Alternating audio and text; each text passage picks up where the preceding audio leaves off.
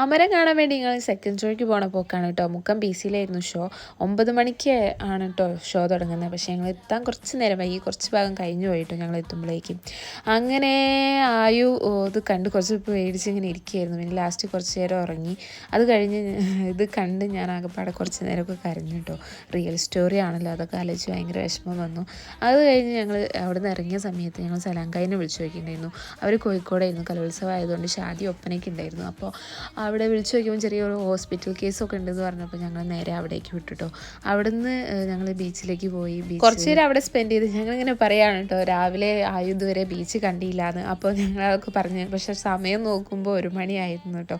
രാവിലെ തന്നെയാണ് എന്നൊക്കെ പറഞ്ഞ് ഞങ്ങളിങ്ങനെ അവിടെ നിൽക്കുകയാണ്. അത് കഴിഞ്ഞ് ഞങ്ങൾ നേരെ മലാപ്പറമ്പ് സുരേഷ് ബേക്ക് ആൻഡ് ജ്യൂസില്ലേ, അവിടേക്കാണ് കേട്ടോ പോയത്. അതിൽ പോകുമ്പോൾ മസ്റ്റാണല്ലോ ജ്യൂസ്. അങ്ങനെ ഞങ്ങൾ ആ ബോധ്യം സീതപ്പഴവും വാട്ടർ ലെമണൊക്കെ